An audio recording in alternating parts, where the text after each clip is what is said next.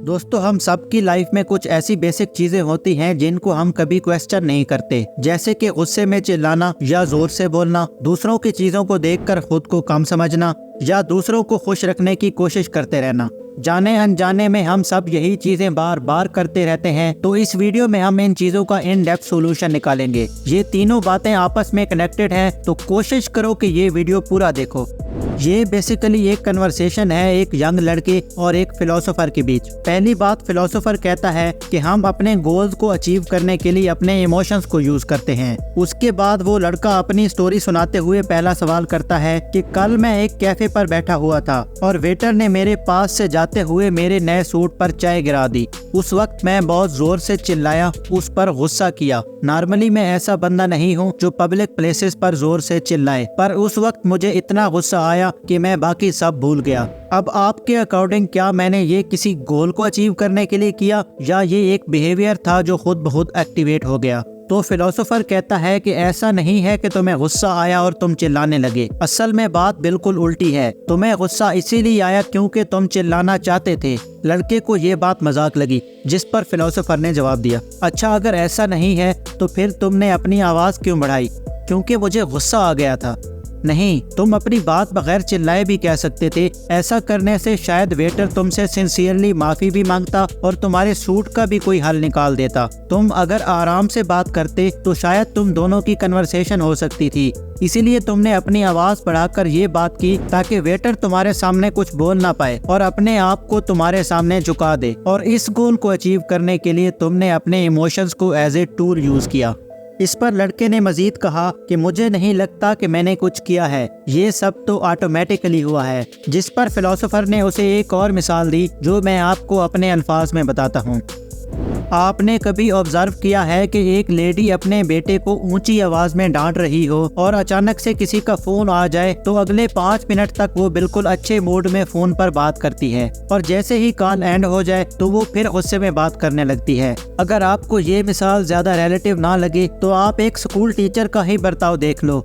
आजकल तो मार नहीं प्यार वाला रूल आ चुका है, मगर जब प्यार नहीं मार वाला कंसेप्ट होता था तो एक टाइम पे वो बच्चों को पढ़ाते हुए पनिशमेंट दे रहा होता और अचानक से कोई बार उसे मिलने आ जाता तो वो हंसी खुशी उससे बात करने लगता, उस पर गुस्सा नहीं करता। पर जैसे ही वो बंदा चला जाता फिर टीचर अपने बीस्ट मोड में वापस आ जाता।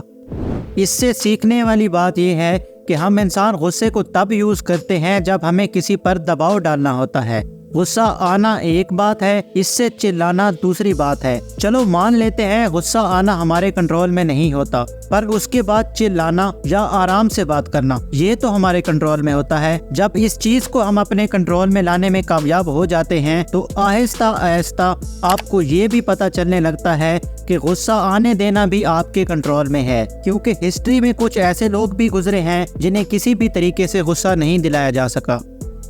दूसरा क्वेश्चन वो लड़का पूछता है कि मैं अपने दोस्त की तरह बनना चाहता हूँ। वो पढ़ाई और स्पोर्ट्स में अच्छा है, उससे सब लोग बात भी करते हैं और वो ज्यादा खुश भी रहता है। तो इस चीज को लेकर मेरे अंदर इन्फीरियरिटी कम्प्लेक्स है, मैं खुद को दूसरों से कम समझता हूँ। सामने से जवाब आता है, ये इन्फीरियरिटी कम्प्लेक्स तुम्हारा एक बहाना है। ध्यान से समझो, इन्फीरियर या खुद को कम समझना अपने आप एक प्रॉब्लम नहीं है, उल्टा इस फीलिंग की वजह से तुम्हारी ग्रोथ हो सकती है। अगर तुम ये कहो कि मैं ज्यादा पढ़ा लिखा नहीं हूँ तो मुझे दूसरों से ज्यादा मेहनत करना पड़ेगी जिंदगी में सक्सेसफुल होने के लिए, अगर तुम्हारी सोच ये होगी तो तुम राइट डायरेक्शन में ग्रो करोगे। वहीं अगर आप ये कहो कि मैं ज्यादा पढ़ा लिखा नहीं हूँ इसलिए मैं सक्सेसफुल हो ही नहीं सकता, तो ये सिर्फ तुम्हारा एक बहाना है, क्योंकि तुम मेहनत नहीं करना चाहते, हार्ड वर्क से डरते हो, खुद पर शक करते हो। हम खुद की कैपेबिलिटी को एक्सेप्ट नहीं करना चाहते, इसलिए हम आसान रास्ते निकाल लेते हैं कि मैं ऐसा हूँ इसलिए ये मैं नहीं कर सकता।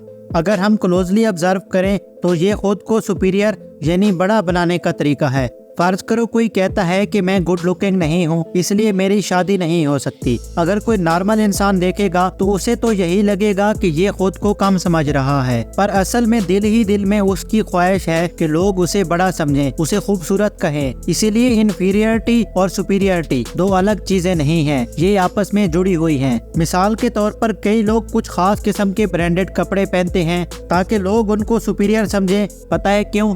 क्योंकि अंदर से वो खुद को कम समझते हैं, इन्फीरियर समझते हैं। इसीलिए ब्रांड के कपड़े पहनकर वो खुद को बड़ा दिखाते हैं और अपनी इस ख्वाहिश को पूरा करने की कोशिश करते हैं।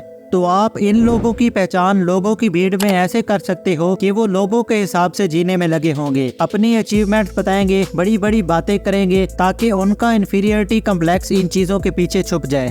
और ये ऐसे लोगों का कॉमन तरीका है लोगों के सामने सुपीरियर बनने का। कुछ लोग इससे भी नीचे गिर जाते हैं। मानो मेरी हाइट थोड़ा कम है और कोई इंसान आकर मुझसे कह दे कि सिर्फ हाइट छोटी पड़ जाने से कुछ फर्क नहीं पड़ता, जिंदगी में और भी चीजें हैं जो मैटर करती हैं।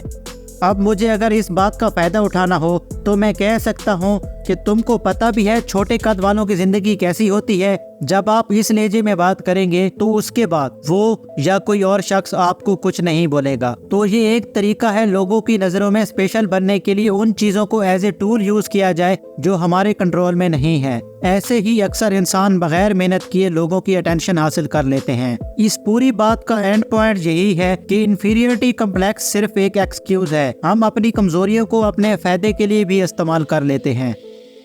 तीसरी और आखिरी चीज़ वो लड़का पूछता है कि हमें अपनी वैल्यू तब ही पता चलेगी जब लोग हमें नोटिस करेंगे और बताएंगे। क्या इसमें कुछ गलत है?